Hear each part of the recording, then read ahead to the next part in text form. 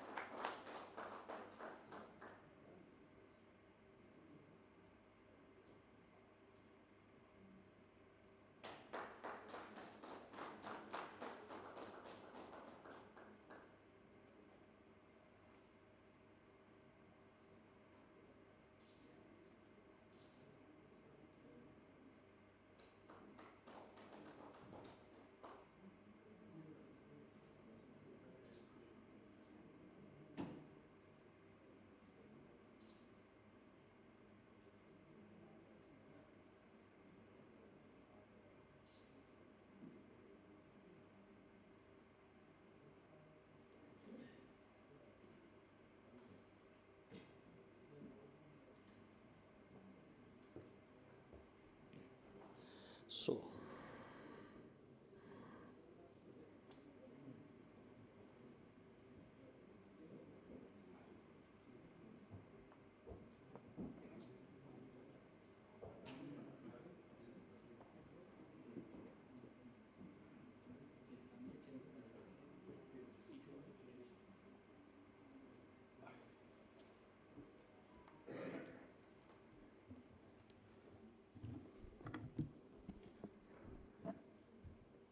Good morning, ladies and gentlemen. I welcome you all to the second Rail India Forum with the theme Railway in Motions Vision 2030 to Viksit Bharat 2047. We will now ask the Regional Director, Mr. Devmala Banerjee, to do the honors of doing the facilitation. To our Chief Guest, Professor Dr. Manoj Chaudhary, Vice Chancellor, Gati Shakti Vishwavidyalaya, a central university under the Ministry of Railway, Government of India.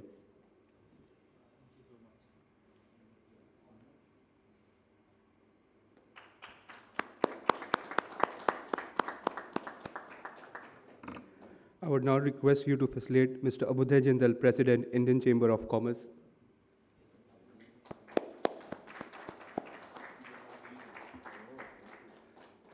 Mr. Subhash Goyal, Chairman, National Travel, Tourism and Aviation Committee, and Chairman, STIC Travel Group of Companies.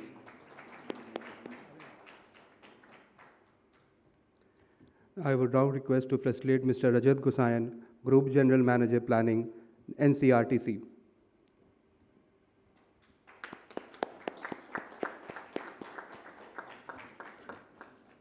I would now request to facilitate Mr. Kuntal Dasgupta, Chief Business Officer, Texmaco, Rail and Energy Limited.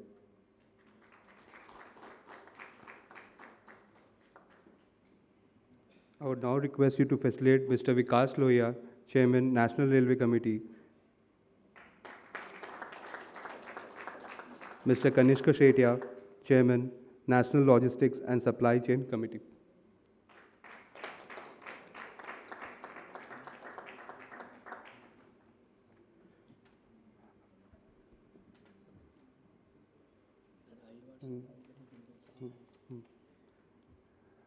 I would now request Mr. Abudhay Jindal, President, Indian Chamber of Commerce, to address the welcome.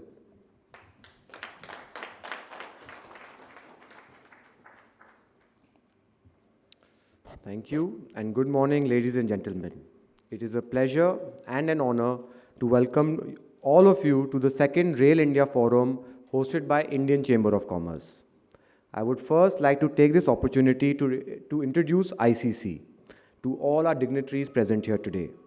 ICC was founded in 1925, so this is 100 years for ICC now. It has played an ICC has been instrumental in supporting Indian businesses since its inception and continues to play a vital role in the country's economic development. The Chamber works closely with various ministries and state governments on policy and industry issues. ICC also regularly undertakes macroeconomic studies, prepares state investment climate reports and sector reports, and provides necessary policy inputs and budget recommendations to governments at state and central levels. I am very excited to be here today, discussing a subject so close to all of us. Indian Railways has been a cornerstone of our nation's growth. As we gather at this prestigious forum, we have a unique opportunity to shape this vital sector's future through dialogue and industry associations like ICC. Before we begin, it is my privilege to extend a very warm welcome to our esteemed chief guest, Vice Chancellor, Gati Shakti Vishwavidyalaya, Professor Manoj Chaudhary ji. We are truly honored by your presence. I also extend a heartfelt welcome to our special guest who is shortly going to join us, Joint Secretary, Ministry of Commerce and Industry, Government of India, Dr. Surendra Ariwar ji. I'm also pleased to welcome GGM Planning, National Capital Region Transport Corporation, Mr. Rajat Gosain, and Chief Business Officer, Texmaco Rail and Engineering Limited, Mr. Kuntal Das Gupta.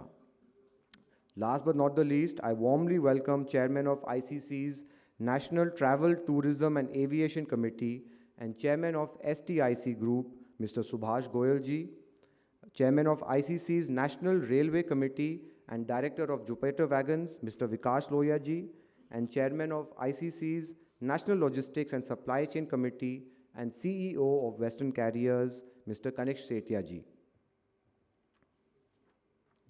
I am also very happy to share that today Indian Railways generates a revenue of 2.56 lakh crores as of FY24.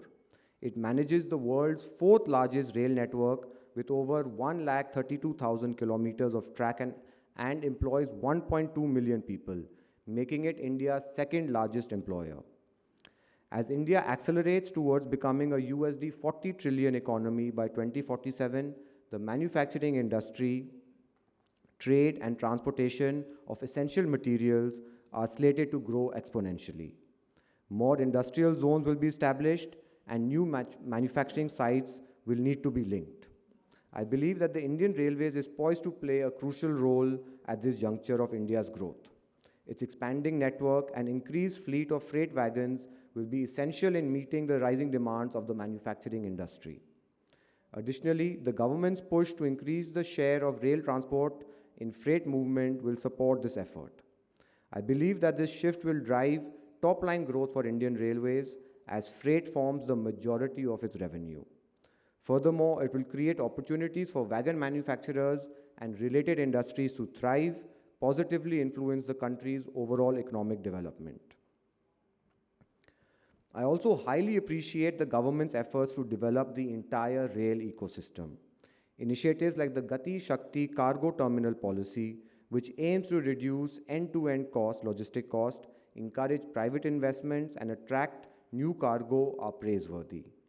By 2025, the government's target to develop 100 cargo terminals, facilitate multimodal logistic parks, and boost the share of rail in freight movement to 45% from 27% in 2022 is both impressive and definitely it is achievable. The government's initiatives, particularly the ambitious National Rail Plan 2030, are commendable and aligned with the vision of a future-ready India. Railways are also an environmentally sustainable mode of transportation, emitting only 36 grams of carbon dioxide per ton kilometer, significantly lower than CO2 emitted by long-haul trucks and in aviation. This makes railway a key enabler for the entire manufacturing industry in its journey towards sustainability and achieving its net zero target much ahead of the targeted 2050. However, modernization is essential for Indian Railways to continue delivering incremental value.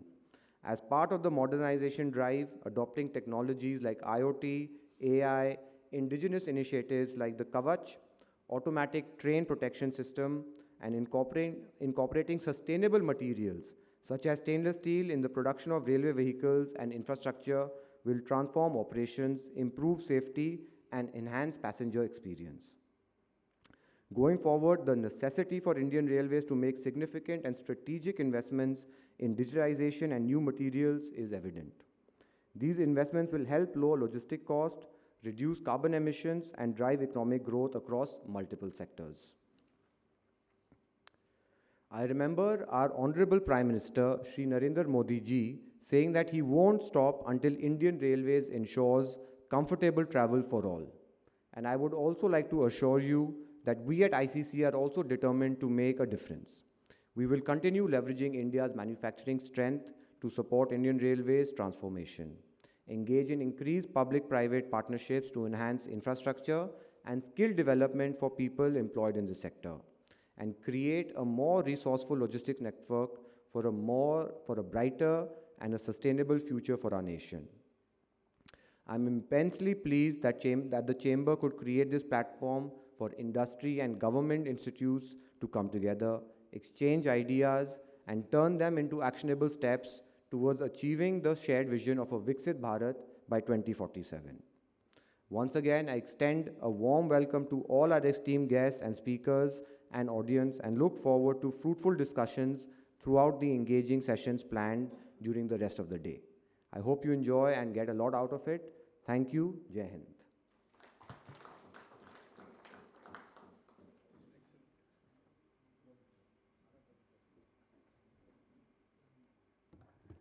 Thank you, sir. Now, I would like to call Mr. Vikash Lohia to give the keynote address.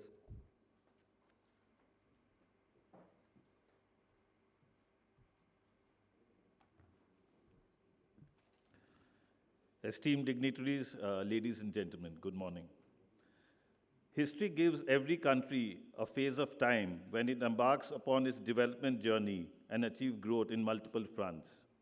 This is called the golden age, Amrit Kal of that country. It is doubtless not only to me, but to every Indian, to realize that the current period is the right time to ensure a sanguine beginning for the golden age of India. The vision of India is to become prosperous, self-reliant, globally influential nation by 2047, which is the centennial year of our independence. It is with great honor that I stand before you today at the threshold of a transformative journey for Indian Railways. Indian Railways have always been the lifeline of India's transportation network. And today, we gather here to discuss how we can propel it into the future. The railways in India play a pivotal role in integrating the nation's social and economic landscape. As one of the infrastructure's pillars, India's industry and economy are totally linked with the railways. The railways is challenged by a multitude of complexities in a rapidly changing transportation landscape. The aging infrastructure needs upgrades. Customer satisfaction remains a constant struggle, as does the imperative of safety in a system of such magnitude. So the railways have prepared a National Rail Plan for India 2030. The plan is to create a future-ready railway system by 2030.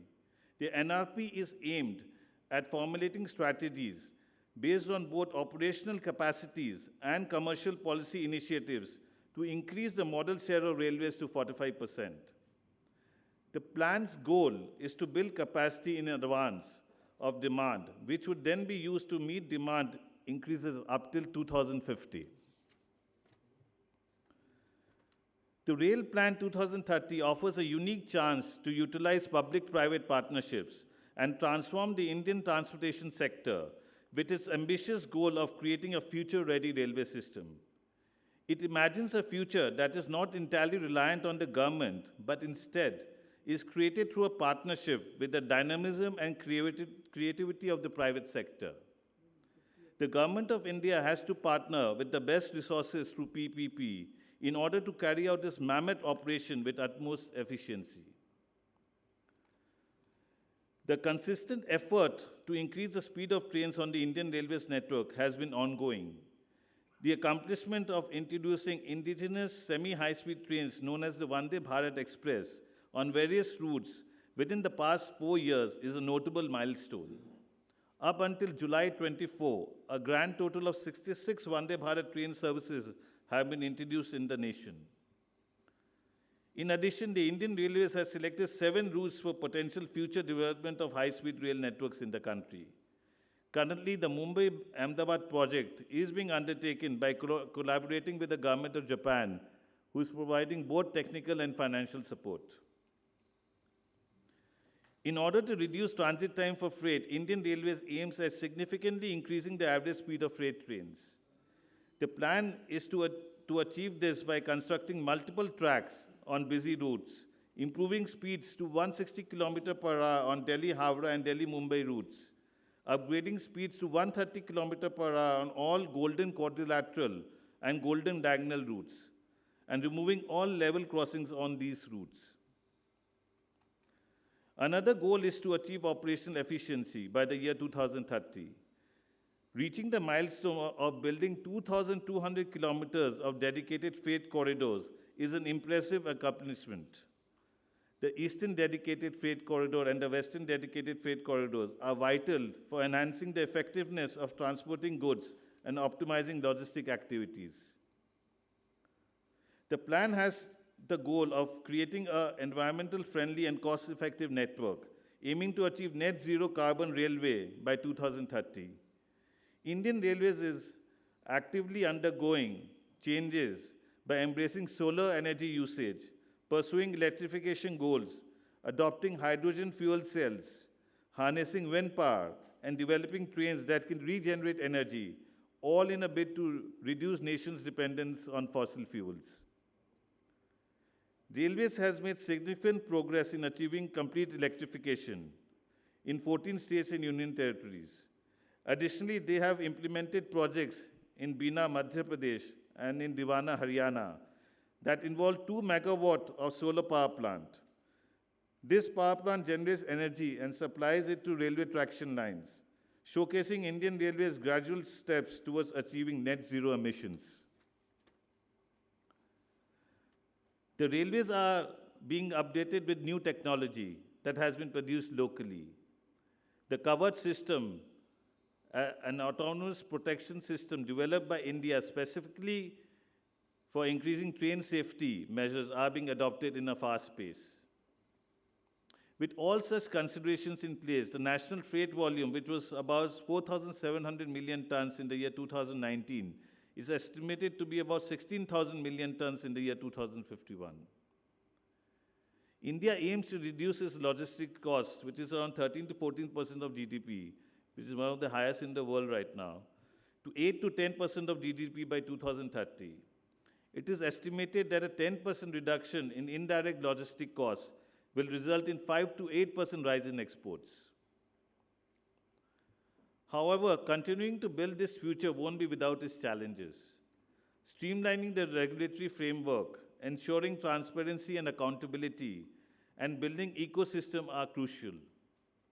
Harnessing the full potential of the PPP requires collaborative ecosystem, which will only be brought through creation of clear and stable policy framework by the government. However, the private stakeholders will also have to step forward and bring its best practices, technological expertise, and long-term commitment for showcasing a collaborative efforts in transforming Indian Railways into a world-class railway system. The purpose and objective of the second edition of Rail India Forum is to deliberate on the vision 2030 to Viksit Bharat to 2041 for the Indian Railways. And we have with us a galaxy of erudite railway professionals, technocrats and experts to bring forth appropriate direction and suggest strategies in front of this august gathering. On behalf of the Indian Chamber of Commerce and as a capacity of the Chairman of National Railway Committee, I am extremely happy to welcome you all for this session. Thank you so much. Thank you.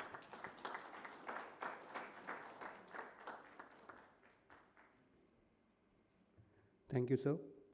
Now, I would like to call Mr. Subhas Goyal to give his address.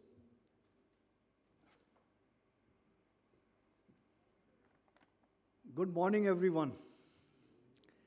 Firstly, let us welcome Mr. Jindal.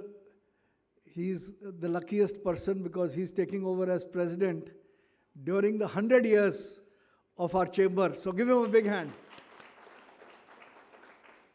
Congratulations, Mr. Jindal. You were the one who actually got me here. I was chairman of SHM Tourism Committee and he got me in the Indian Chamber. So I can assure you, we'll leave no stone unturned in order to make this chamber shine. I would also like to welcome Mr. Vikash Lohia and all the people on the dais, Mr. Chaudhary, our chief guest, and also especially Mrs. Hasija. Would you stand up? From the Tourism Committee, Indian Chamber is the only chamber where in the Tourism Committee, we have a railway subcommittee and she's chairing that subcommittee. She's the former managing director of IRCTC. Also, I'm very happy to welcome from Alstom, Mr. Eddy. Mr. Eddy has come, please stand up, all the way from France. And we are all eagerly waiting to listen to him. Esteemed dignitaries on the dais, off the dais, distinguished delegates, industry leaders,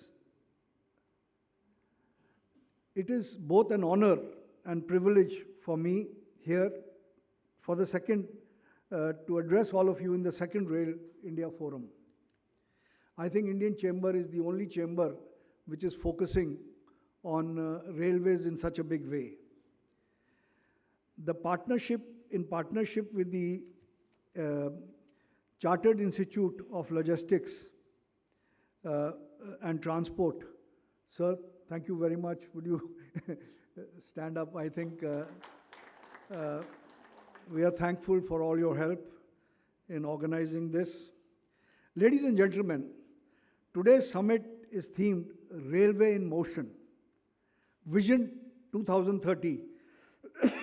As we are all moving towards Viksit Bharat, the most critical pillars of India's transformation story is our railways, our network, our people from the railways. I think the human resource and the training that railways gives is unparalleled in the country. The railways have long been the lifeline of our country, connecting people, places, industries, and the remotest corners of the country. As we stand on the brink of a new era, the role of Indian Railways in shaping Viksit Bharat 2047, I'm sorry, Delhi pollution, please forgive me. We all know and appreciate that the railway as an enabler of growth. The National Rail Plan of 2030 provides ambitious, achievable vision. It envisages transforming connectivity across India and enhancing the share of freight in our transport metrics. We all are, ladies and gentlemen, looking at the increase in the freight share in the times to come. This shift mostly merely about improving efficiency.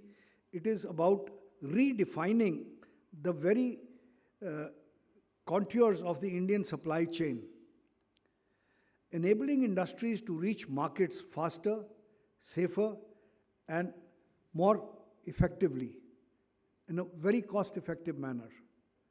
Investments in the railways, ladies and gentlemen, infrastructure has been surged in the recent years. Just to provide some context, the Indian Railway has attracted capital investment of 8.4 trillion, not billion, trillion, in the past 5 years alone. With a state-of-the-art dedicated freight corridors, modernization of railway stations, and the integration of advanced technologies, India is redefining how the world perceives its transportation.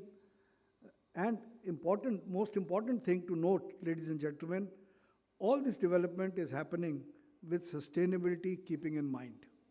So it's very important because the railways is slowly moving towards sustainable growth, which is the United Nations and the world. We have to save this planet for the succeeding generations. I'll just give you some figures. I think most of you are aware of it. The Indian Railway has a total track length of 1,026,266 kilometers and 7,335 stations. 5,001 kilometers of track length was achieved in 23-24 only. Average track length becomes 14 kilometers a day. My friend from France will appreciate that we are one of the fastest growing railway network in the world. The railway operates 13,523 passenger trains and 9,146 freight trains daily, carrying 4.1 million tonnes. 4.1 million tonnes every day. I don't think anywhere in the world we are doing this. 1.5 billion tonnes a year. Welcome, sir. Thank you. Thank you so much. Thank you. So please welcome the Joint Secretary. Yeah, please, with a round of applause. The financial year 2024, the freight volume carried by Indian Railways reached 1.59 billion metric tons. The share of the freight transported by the railways has increased to 29% after touching a low of 27% in 22. There are 4 new proposed freight corridors in India. The East-West corridor from Kharagpur to Vijayawada, which is 1,115 kilometers. And then we have the East-West sub-corridor from Filagpur to Dankhuni, this 2,073 kilometers. East-West sub-corridor, it is from Rajeshwaram to Anandal, 195 kilometers. The North-South sub-corridor from Vijayawada to Itari is 975 kilometers.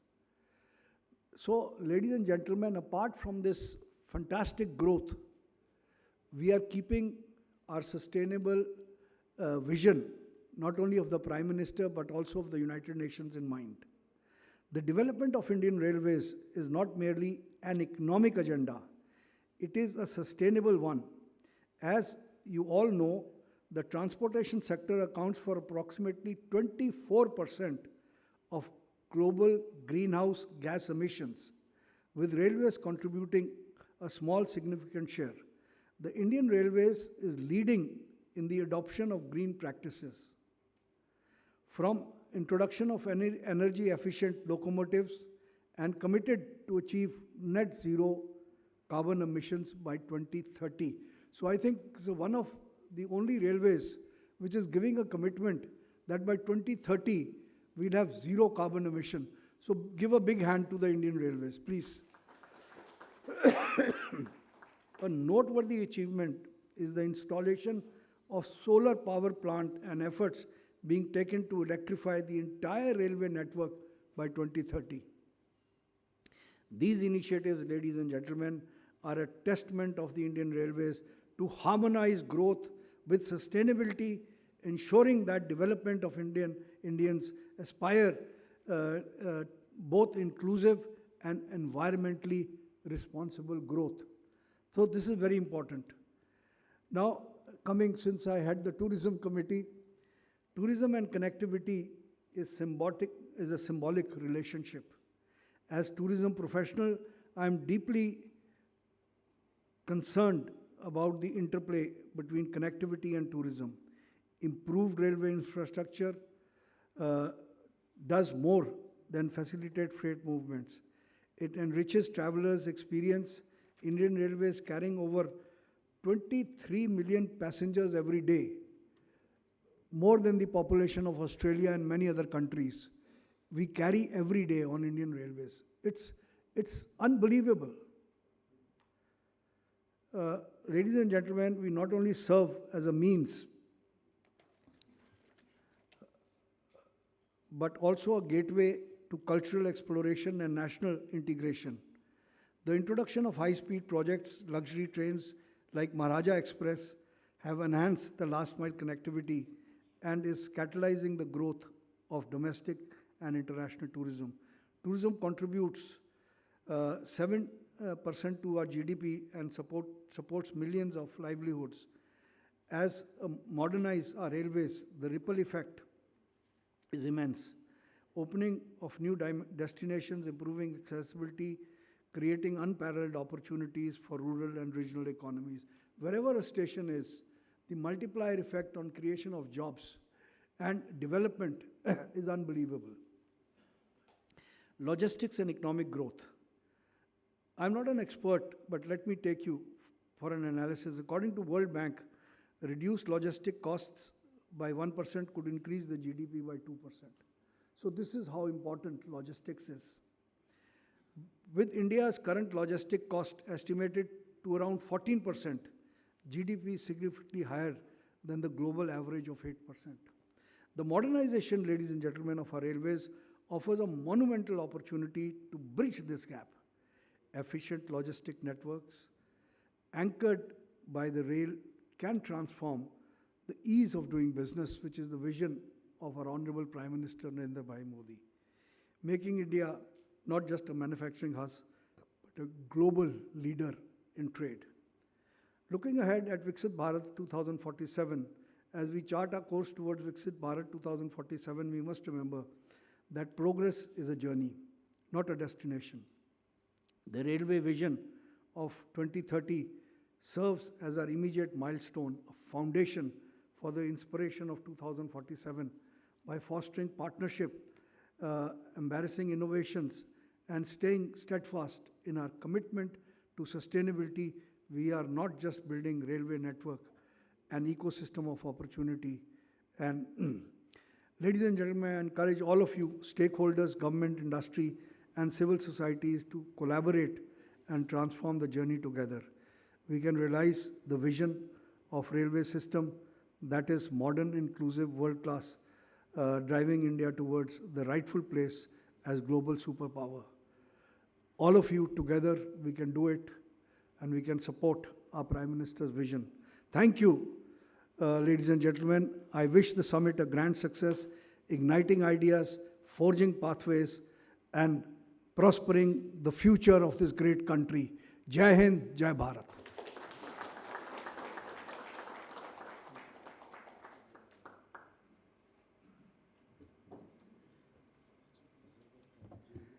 Thank you, sir. Now, I would like to call Mr. Rajat Gosain, Group General Manager Planning, National Capital Region Transport Corporation, to give his special address.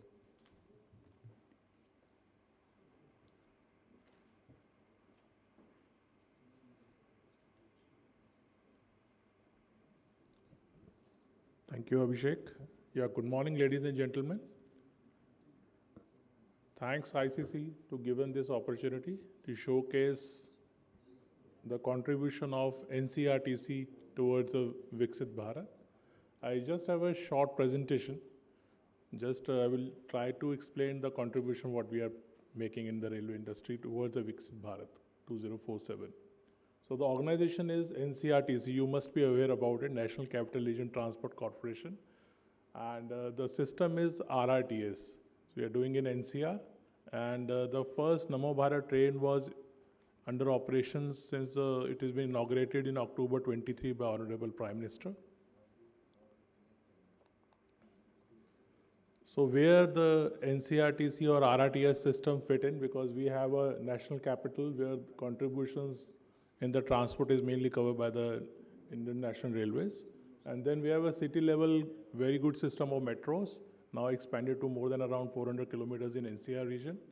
And then the last mile connectivity. There is a regional level connectivity which the contributes comes where there are the passenger trains and interstate buses, but we need a faster kind of a system so that the connectivity will enhance in a radius of around 100 kilometers, which can be traveled in 1 year.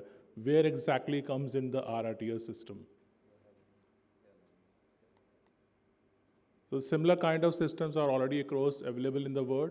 Even the Mr. from Elstrom, France is a RER which is existing in Paris, then London Crossrail, Berlin Bahn. So these kind of systems are already available across the world. So totally 8 corridors were identified in the functional transport plan in 2032, out of which phase 1 talks